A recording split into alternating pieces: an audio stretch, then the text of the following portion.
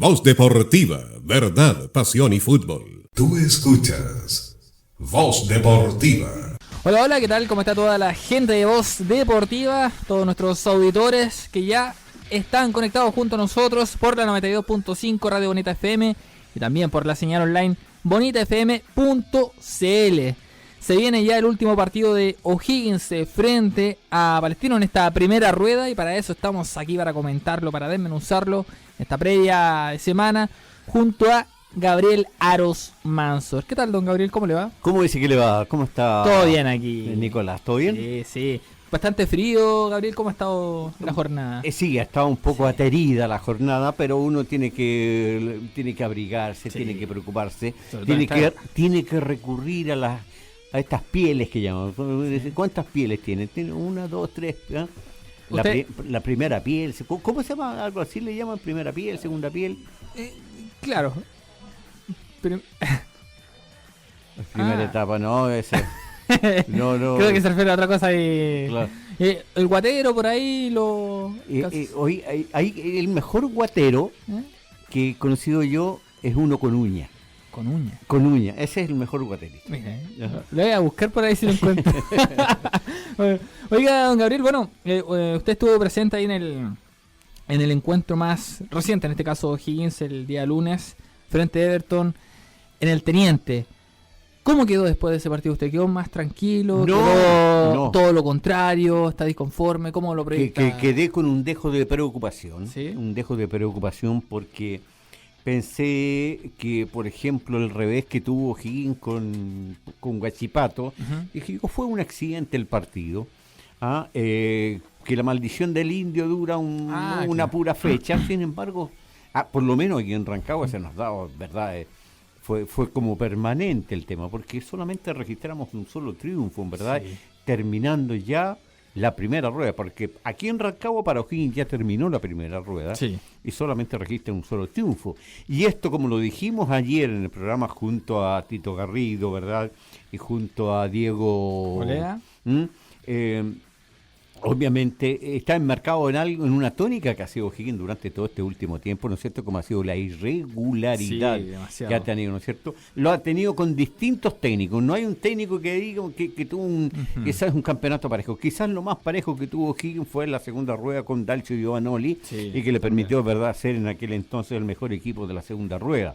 Pero que después eso no ha vuelto, ni siquiera con el propio Giovanoli cuando tuvo que conducir el equipo en el campeonato siguiente, ¿no es cierto?, que también volvió a caer en los altibajos, lo que le significó precisamente para mí una salida apresurada que tuvo en ese minuto. De hecho hubo un periodo en esa área de Dalcho, iniciando el campeonato, en que el equipo era puntero. Recuerdo en la fecha 6 por ahí, junto con Audax Italiano, y aún así, a pesar de estar en los primeros lugares, por juego no convencía. Decían, bueno, es un equipo resultadista, saca puntos, si bien no convence, pero daba esa impresión de que pronto ya se acabaría como este veranito de San Juan, en ese momento hablando. Pero ahora, claro, esto que se da de local, por ejemplo, uno lo podría traducir con el campeonato anterior, cuando estaba Soso, pero la cosa era de visita. Soso sacaba puntos de local, pero de visita apenas un triunfo, que fue contra la U en el Santa Laura. Y un solo gol. Claro, y un solo gol en la primera rueda. Claro, y que lo hizo Carlitos Muñoz. Efectivamente. Oiga, claro, y ahora la tónica es total y absolutamente a la inversa. O sea, O'Higgins solamente registra un triunfo como local. Sí. El año pasado un triunfo como visita, ahora un triunfo como local. Entonces eso es como que se enmarca en los altibajos que ha tenido O'Higgins, ¿verdad?, durante todo este último tiempo. Y ahí obviamente tendremos que entrar a analizar, y seguramente ahí vamos a tener que necesitar la ayuda de un psicólogo, de un profesional, para que nos diga por qué suceden este tipo de fenómenos. Claro. Porque hay equipos, ¿por qué? Porque agarran una rachita de 3, 4 partidos y se encumbran arriba, ganando me refiero. Pero también si es a la inversa, perdiendo, se incrusta, ¿verdad?, en los equipos que están en la parte baja. Claro. Así que, por lo menos si usted me pregunta a mí cómo quedé después del partido frente a Everton, quedé con un dejo de preocupación, porque O'Higgins fue muy atacado. Afortunadamente, creo que este año, en esta reducción de presupuesto que tuvo O'Higgins, acertó, ¿verdad?, dentro de ese presupuesto para conseguir un muy buen portero. Sí, sí. Ha conseguido un muy buen portero y eso creo que se ratificó porque a mí lo que me preocupa, por ejemplo, que ojalá la figura sea el delantero O'Higgins, el mediocampista O'Higgins, el que marque diferencia en los partidos. Y no que sea el portero, porque cuando es el arquero significa que fue sometido, ¿no es cierto?, a un arduo trabajo. Entonces, un arquero para demostrar que es arquero tiene que tener trabajo, porque si le llega un poco, obviamente no se va a poder uno ver o evaluar, ¿no es cierto?, lo que es el rendimiento de un portero. Y acá, ¿cuánto se llama? Ignacio González fue figura y eso indica entonces de que es preocupante. Porque si un arquero, por ejemplo, no está en una tarde, noche inspirada como la que tuvo el Nacho, nos llevamos 4 o 5 goles. Sí, y ojo que también llama la atención que los porteros que han llegado a O'Higgins se van casi como figuras. A ver, por ejemplo, recordemos en como estábamos hablando de Dacho Giovanoli, cómo estaba Batalla en ese equipo. Y cuánto lo lamentó el equipo cuando salió Batalla de O'Higgins y queda Espinosa en el arco. Porque Batalla estaba siendo un hombre muy importante, se perfilaba como también un salvapartidos en muchas ocasiones. Y se termina yendo, queda Espinosa, pero no se arregló el equipo. O sea, no se arregló la defensa en este caso, le seguían llegando y era un portero que no daba confianza. Después con Alexis Martín Arias, que también tuvo su paso por O'Higgins, muy buen portero, y ahora lo estamos pasando con Ignacio González.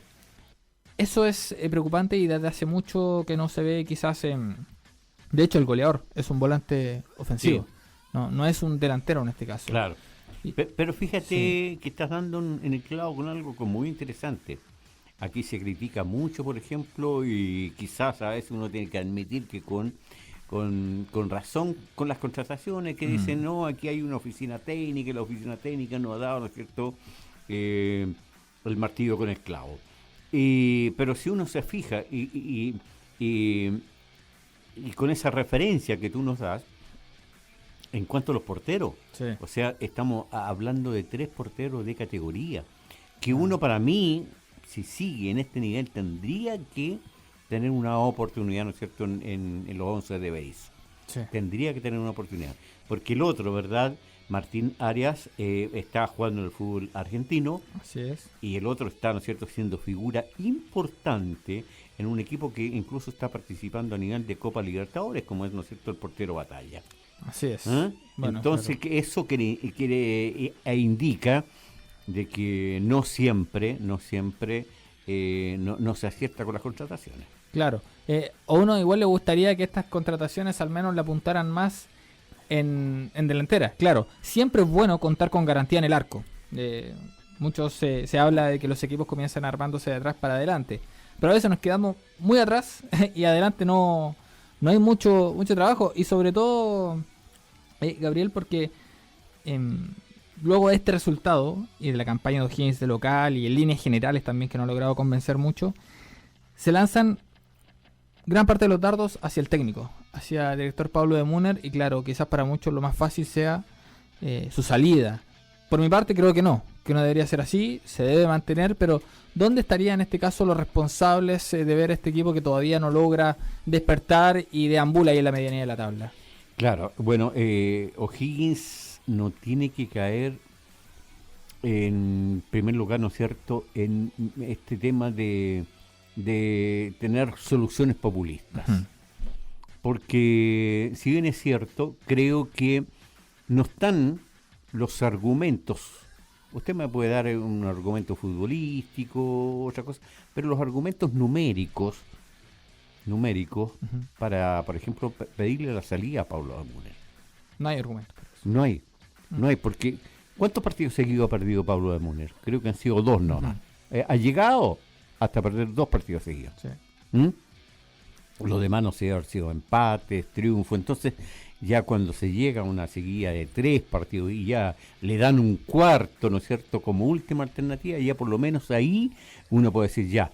Quiere decir de que ya las confianzas no están ¿verdad? Ya las confianzas del plantel hacia el técnico no están, por lo tanto ya tiene que haber, ¿no es cierto?, aquí un cambio, tiene que haber, ¿no es cierto?, una salida. Y regularmente en esto siempre el fusible que se cambia es del director técnico.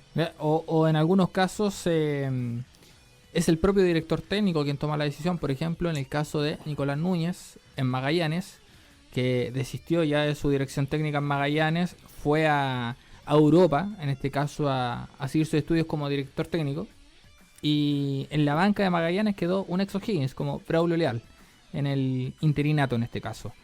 Pero claro, es una situación compleja, la verdad, y con un O'Higgins que yo no creo que esté para el descenso, sinceramente. Creo que este O'Higgins está para primera, pero también tengo mi duda si está para clasificar un torneo internacional.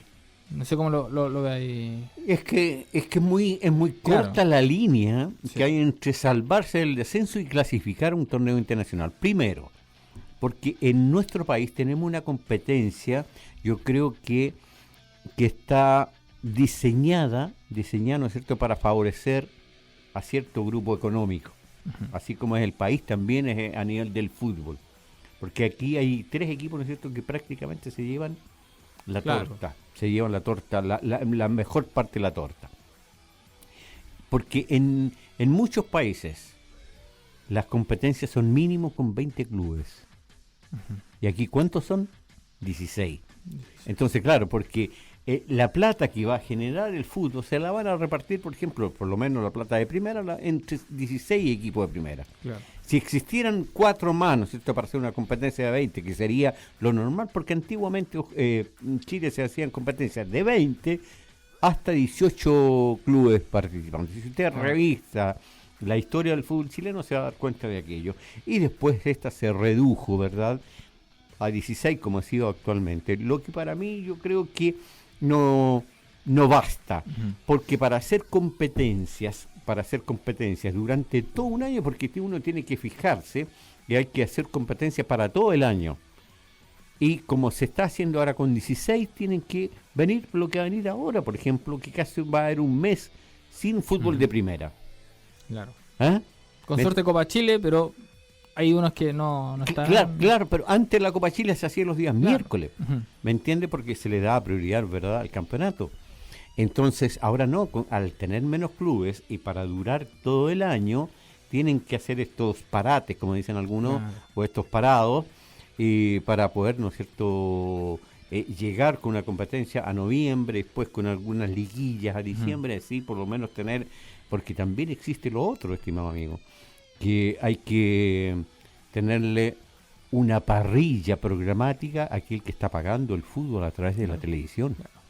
Extender un producto, claro, en este caso vendría siendo la liga, en este caso chilena, y para tenerla durante todo el año. De hecho, durante la pandemia, ¿cuántos problemas no se generaron por ello? O sea, lo que se quedó debiendo en este caso, el canal del fútbol, o TNT, que precisamente, y ojo, en otros campeonatos, en otras ligas, los derechos televisivos se pagan de manera equitativa a cada equipo.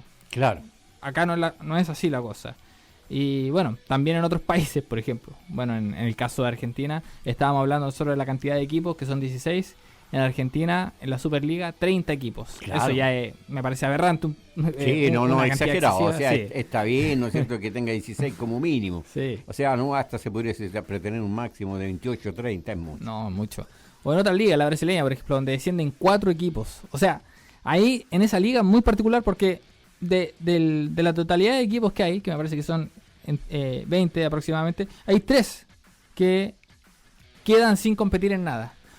O la lista se la quedan los que clasifican a Copa Internacionales, a Copa Libertadores, que por ahí hasta el 10º, 11º que pueden estar clasificando a Copa Internacionales, y los últimos 4 descienden, lo cual obviamente hace como más atractiva en este caso ver la liga. Pero esta liga, en este caso, muchos hablan de que está en un bajo nivel por cómo se ha ido desarrollando en estos momentos, Gabriel. Eso es un debate que he visto mucho en redes sociales, en conversaciones con amigos que dicen, no, esta temporada, esta liga chilena, este año por lo menos, se ha visto con un nivel muy bajo. ¿Dará esa impresión simplemente porque hay 2 equipos de provincia en el primer y segundo puesto? ¿Será por otros motivos? Porque aunque saliera campeón Colo-Colo, Católica, por ejemplo, a nivel internacional no cambiaban las cosas. Sí, yo creo que la competencia nacional está depreciada. Está depreciada y se ve, ¿no es cierto?, después con los equipos que nos representan internacionalmente. No califican, ¿no es cierto? No, y es por eso que la Conmebol no nos da tan pocos cupos. Porque si usted, por ejemplo, se fija, la competencia, los brasileños, los argentinos, sí, son los que tienen una mayor cantidad de representantes, ¿verdad?, tanto en Copa Libertadores como en la Copa Sudamericana. Sin embargo, los cupos nacionales son pocos. Entonces, claro, y es por eso, porque tampoco tenemos una competencia atractiva. Imagínese que teniendo pocos clubes que lleguen a clasificar a este torneo, igual, ¿no es cierto?, desentonan a nivel internacional. Sí. Y también mucho también se habla de que aunque la liga chilena le diera los cupos que tuviera por el nivel que hay, claramente no se cambiarían mucho las cosas, muy poco o a nivel local, en este caso la liga chilena, muchos de los técnicos terminan votando un campeonato internacional para darle prioridad al campeonato local. El caso de Antofagasta, por ejemplo, que había mencionado en su momento, que hoy está en la B, pero cuando clasificó una Copa Sudamericana, los directivos terminaron desechando la Copa Sudamericana porque iban a gastar mucho en los viajes y todo, entonces la votaron. Existe mucho esa mentalidad.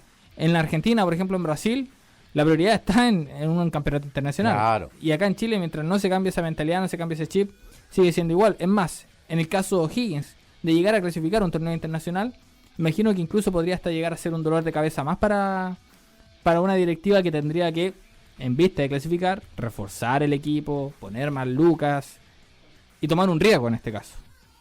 Claro, pero fíjese que cuando pasa esto, tanto a distintos clubes aparecen muchos empresarios pasando jugadores para que los vean a nivel internacional. Existe mucho, que hay muchos empresarios que van y colocan jugadores a lo mejor a un bajo precio, pero con el compromiso de que los muestren a nivel internacional. Entonces, claro, porque ahí ellos buscan después el retorno de las divisas, porque todo esto, estimado amigo Nicolás, está muy comercializado. Sí. Hoy todo está en torno al comercio. Hoy estamos insertos con las famosas casas de apuesta que yo creo que están significando un dolor de cabeza, ¿no es cierto?, para todos. Sí, de hecho también había surgido una polémica ahí porque justamente el auspiciador del campeonato es Betson, y que esta marca esté en camisetas de equipos chilenos que también tienen un auspiciador de una casa de apuestas, que son varios, más de uno, incluyendo Higgins en este caso también con Latam Win, claro, han generado mucha polémica. Gabriel, nos vamos a un breve alto y ya volvemos con más Voz Deportiva. Voz Deportiva, verdad, pasión y fútbol. Tú escuchas Voz Deportiva. 19:34 minutos. Seguimos acá con más Voz Deportiva junto a Gabriel Arose, quien aprovechó de hacerle una consulta al director técnico Pablo de Munner. Todo esto en la conferencia post partido ante Everton. Así que vamos a escuchar. Bien, continuamos con Gabriel Aros de Radio Bonita. ¿Cómo está, Pablo? Somos Voz Deportiva de la Radio Bonita, estamos en vivo, directo, ¿no es cierto?, para toda la región. Cuéntenos, Pablo, usted una vez concluido el partido allá en El Salvador, donde estuvimos allí, usted dijo que este partido hay que ganarlo o ganarlo. Habría sido importante, Pablo, porque habría comenzado el año ganando y terminado la primera rueda ganando este partido. Sin embargo, creo que hoy la figura del partido fue el portero González. Eso indica, ¿no es cierto?, que Everton tuvo llegada, tuvo contundencia. El gol que hace O'Higgins es producto de un rival es el error de un rival de O'Higgins. Entonces, cree que aquí en Rancagua tiene su talón de Aquiles, O'Higgins tiene aquí una cuenta pendiente en Rancagua de poder abrochar, ganar partidos como lo hizo, por ejemplo, en el primero que se jugó en este estadio. Sí, sin lugar a dudas. Es algo que nos duele no poder sumar, da 3. Si vos después te podés analizar partido tras partido de los partidos que jugamos de local, y fueron pocos, la verdad que el equipo no mostró lo que generalmente hay que mostrar para ganar. Hubo partidos que fuimos muy superiores a los rivales. Hoy fue un partido parecido al de Unión Española. Por ahí ellos tuvieron situaciones, de verdad que tuvieron más remates al arco, donde Nacho tuvo que atajar e influir. Pero bueno, en el momento por ahí pudimos golpear y después por un error, como bien decís vos, no lo pudimos sostener. Yo creo que hubiese sido importante poder sostener el resultado. Estaba todo dado, pues faltaba poco para el final, quedaban unos 15 minutos, 20 minutos con el descuento y bueno, no hemos podido, sin lugar a dudas, es algo a corregir y a mejorar. Antes del partido contra Everton tuvo 5 para ver, al menos reivindicado o corregir errores, y me llama la atención porque justamente dice, lamentablemente no pudimos sostener el marcador cuando faltaban poco para que terminara el partido, 15 minutos aproximadamente, pero ¿en qué momento llega el gol de la visita? 5 minutos, 6 minutos después del gol de O'Higgins, entonces sí, es muy corto el lapso. Sí, 6 minutos, por lo menos fueron dentro de mis apuntes, se lo tengo a 6 minutos, entonces es poco, claro, porque es que sí, yo veía mejor a Everton, lo veía mejor, ¿no es cierto?, antes de la apertura del marcador, y lo vi bien después que O'Higgins le marca. Entonces no vi, por ejemplo, como al cuadro de O'Higgins ya listo, ya tenemos el gol, ahora hay que cerrarlo. Y yo creo que ahí faltó, ¿no es cierto?, ese cachito. No hubo un cambio en este caso Claro, ahí yo creo que faltó eso. Y después, claro, con la expulsión de Thaler, obviamente se le complicaba más el panorama a O'Higgins, por lo tanto ya después creo que cuando no se puede ganar, hay una máxima, dicen que es bueno no perder. Claro. Y creo que al final un empate creo que fue bueno para O'Higgins, sin ser lo óptimo, porque obviamente lo que te tiene que hacer un cuadro de local, puesto que tiene la obligación, y más aún, ¿no? Yo creo que O'Higgins terminó esta primera rueda, pero muy en deuda con su hinchada, porque yo creo que O'Higgins este año ha tenido una de las mejores asistencias y ha tenido quizás en los últimos 20, 30 años acá en Rancagua en la primera rueda. Ha tenido una muy buena asistencia que en la medida de que O'Higgins, el público no ha fallado. Claro, exactamente. El público no le ha fallado a O'Higgins, ha sido el cuadro el que ha fallado, ¿no es cierto?, en la cancha. Son ellos los que están, ¿no es cierto?, con esa deuda pendiente, con esa materia pendiente. Sí, de hecho, esto es tremendamente lamentable. Mire, para analizar un poco los números de O'Higgins en condición de local, todos recordamos entonces el triunfo sobre Colo-Colo 5-1, que le dio los únicos 3 puntos a O'Higgins, la única victoria en el Teniente. De ahí en adelante, frente a Huachipato, derrota por la mínima. Mismo resultado frente a la Universidad de Chile. Empate 2-2 frente a Curicó Unido. Derrota por 2-0 ante Coquimbo Unido. Unión Española 1-1 el marcador, y se repite entonces este resultado frente a Everton. Es decir, que de estos 7 partidos, de 21 puntos posibles, el equipo logró 6. Una cuota bajísima. Y uno se preguntará, ¿por qué? ¿Por qué le cuesta tanto a este equipo poder ganar de local? ¿Será que sienten mucha presión? ¿Cuál será la diferencia en este caso? Que incluso hayan sacado más puntos de visita que de local. Como que y resulta incluso anecdótico que la otra victoria que O'Higgins tiene en el Teniente es en Copa Chile, condición de visita, acá en Rancagua, en el Teniente contra General Velázquez. Claro, un cuadro de menor categoría, pero triunfo al fin y al cabo, Gabriel. Y que costó además. Y costó marcar esa diferencia, porque si bien es cierto, tempranamente O'Higgins con los muchachos surgió en la cantera, ¿no es cierto? Se pusieron tempranamente en ventaja, quise decir. Claro. Entonces uno pensaba, presumía de que O'Higgins lo iba a pasar por delante, si hallar una goleada, ¿verdad? Y clasificar sin inconveniente para la siguiente ronda de la Copa Chile.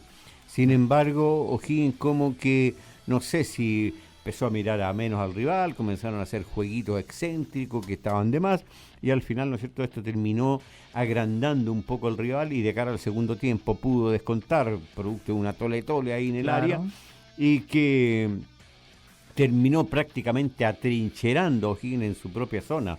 Entonces, lo que obviamente de ese partido uno lo que puede rescatar es que lo más importante fue el resultado. Sí, y claro, usted delante mencionaba, don Gabriel, que quizás este punto o este empate termina siendo bueno, óptimo, dado el trámite del partido. O sea, es porque Everton en este caso perfectamente pudo ganarlo y O'Higgins, al menos de todo esto, sacó un punto. Ahora, ¿qué es lo que vamos a esperar de cara a la segunda rueda? Aquí yo creo que va a ser vital, don Gabriel, el tema de los refuerzos. Se viene un mercado de invierno, han habido ya algunos rumores, algunos sondeos. Matías Plaza de Santiago Wanderers, Monroy de San Marcos de Arica, son algunos de los nombres que han salido últimamente. El caso de Matías Donoso, que posiblemente pueda emigrar a la Universidad de Concepción, cuadro colista de la primera vez. Pero ¿dónde usted fijaría el ojo en este caso? ¿Dónde usted, o en qué puestos reforzaría el equipo en este mercado? La verdad es que aquí uno donde tienen que admitir donde O'Higgins ha tenido sus falencias, sí, ha tenido sus puntos bajos, yo creo que está en los extremos, sí, en los punteros. Y si me remonto más atrás a la época de Tito Garrido, tendría que ser los wins. Los wins, claro. ¿Me entiende? Porque eso es lo que, para mí, o sea, es en mi concepto. Porque yo creo que en la medida que tengan buenos asistentes, sí, Moreira, Belmar, yo creo que ellos tendrían que seguir anotando. Por lo menos son los goleadores, los delanteros que están anotando goles. Entonces, defensivamente, la verdad que no lo veo tan mal.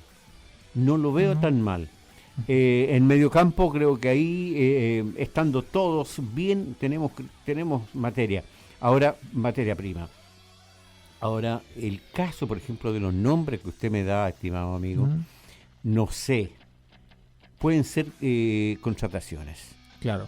Apuestas. De partida son apuestas. Pero para mí no son refuerzos. Porque si quiere O'Higgins, ¿verdad? Obviamente, repuntar, quiere, por último, dar un golpe al mercado, tendría que traer un par de jugadores calados y que efectivamente sean la solución, ¿verdad?, a este plantel. Ahora, me gustaría, por ejemplo, de alguna u otra manera, que Castro, por ejemplo, se dedicara a ser el puntero, se dedicara a ser el win, se dedicara a ser el extremo. Y no que tenga que cumplir. No como volantear. Claro, eso. Exactamente. ¿Por qué? Porque es mucho el trecho, es mucho el tramo, ¿no es cierto?, que tiene para él hacer su fútbol, que nos encandiló, ¿no es cierto?, cuando recién llegó, que era, ¿no es cierto?, sacar centro, ganar la línea a fondo, enganchar y todo aquello. Entonces, en la medida que tenga menos espacio, ¿no es cierto?, para hacer su fútbol, menos va a sufrir el cansancio.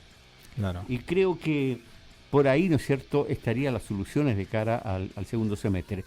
Pero hoy, si usted me pregunta, el caso de Plaza, el caso de Monroy, para mí hoy son apuestas. Y de apuestas ya hemos, ¿no es cierto?, traído a un Fernández, hemos traído a un Castillo, hemos traído, ¿no es cierto?, al propio Matías Donoso. Entonces lo hemos traído como apuesta o como una supuesta solución, y que hasta este minuto, y en la medida que van pasando las fechas, los partidos, hasta el momento creo que no han sido precisamente aquello que se pensaba que se podían darle ese toque de distinción al equipo. Porque en su momento también pasó lo propio, por ejemplo, y se trajo a De Paul. Claro. No De Paul, a Paul. Marco Sebastián Paul. Sin embargo, él inmediatamente comenzó a marcar diferencias, claro, y de hecho en ese campeonato anotó 5 goles. O sea, con Marco Antonio Figueroa estaba en la banca, claro, me acuerdo. Entonces él aportó por lo menos para lo que a él se trajo. Sin embargo, prácticamente ya a un año de estar en O'Higgins, por ejemplo, lastimosamente, yo le tenía mucha fe, mucha confianza a Matías Donoso, que podía ser parte de la solución, ¿verdad?, a este inconveniente que tenía O'Higgins. Pero hasta el momento, ¿cuántos goles lleva en prácticamente un año? ¿3 goles? ¿4? Claro, y si consideramos este campeonato, creo que Colo-Colo y dejamos de contar. Campeonato, ¿me entiendes? Entonces ya llevamos prácticamente un año, porque llegó para el segundo semestre. Sí, y ha sido poco el aporte goleador en este caso. 19:45, nos vamos a una tanda y ya estamos de vuelta con más Voz Deportiva. Voz Deportiva, verdad, pasión y fútbol. Tú escuchas Voz Deportiva.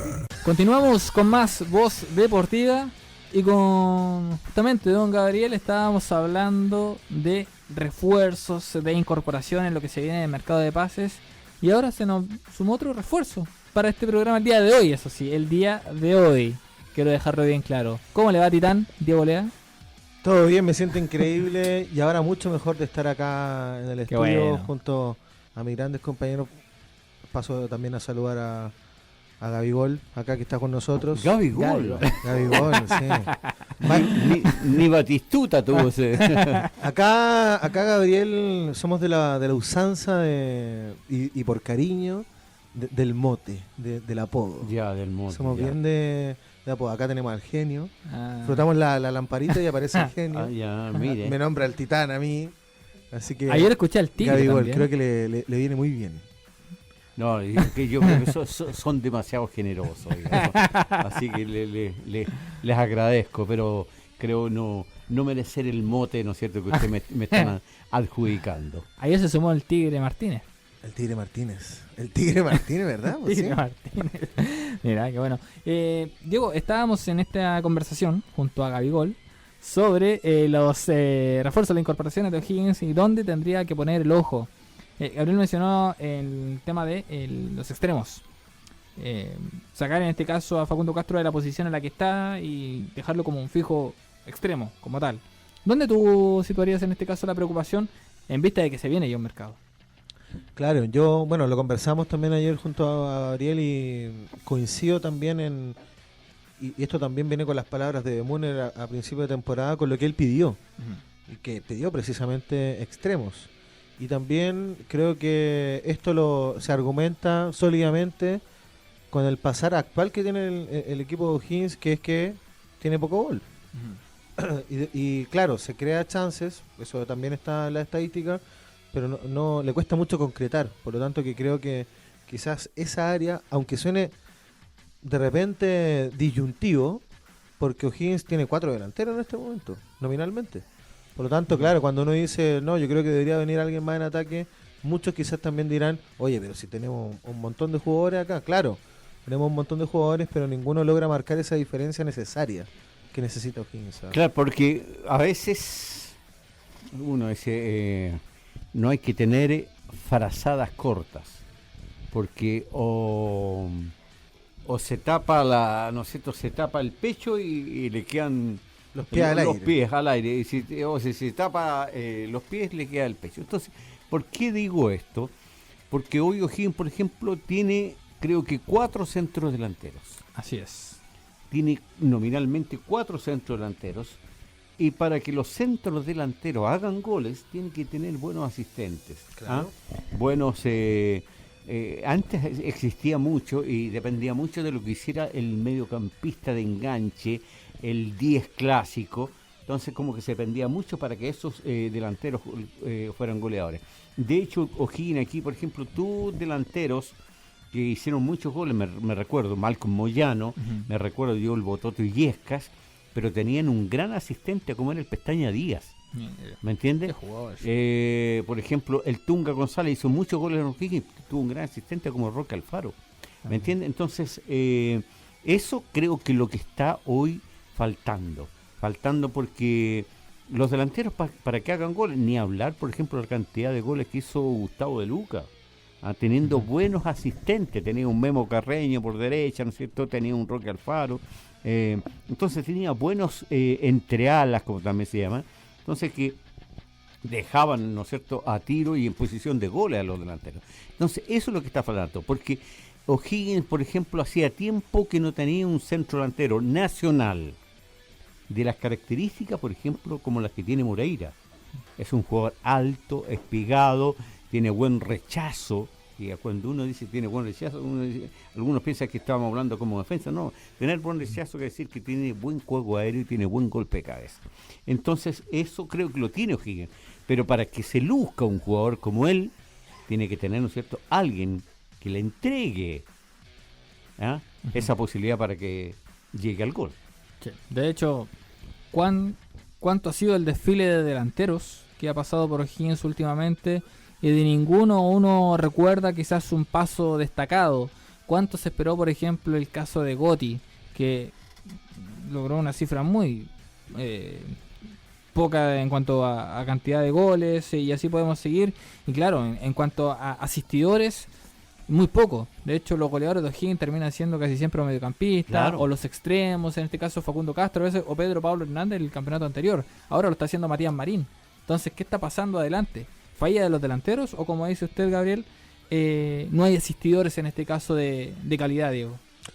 Yo, de repente, y con el pasar también de los planteles en los últimos años, echo de menos lo que habrá Gabriel, de este jugador que posicionalmente está en el medio campo y que usualmente lleva la 10, que se le llama el creador de repente, y hace rato que uno no ve un jugador así en O'Higgins, por lo menos que te marque la pauta del juego.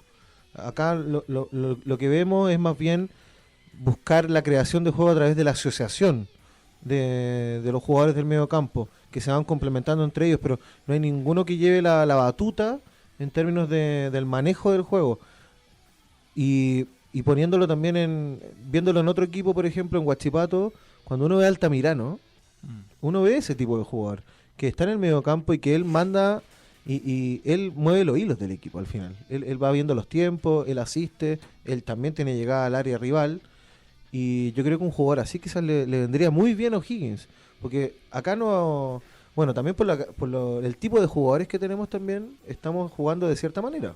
Porque si tuviéramos un jugador así, yo creo que sería de perogrullo dar otra formación, quizás con otro mediocampo, y darle esta libertad también a este jugador. Se le ha intentado dar a Marín esta libertad como creador, entre comillas, pero también siempre es más tirado para un lado. Siempre está más tirado para un lado, para izquierda o para derecha. Entonces, un jugador como Altamirano o en esa posición nominal creo que te ofrece mucho más sorpresa que la que ofrece en este momento O'Higgins, a través de ese juego asociado que por pasaje se hace muy predecible y que también le da muy poco dinamismo también por pasaje. Sí, ahora ahí tocó un tema que es muy importante, ser muy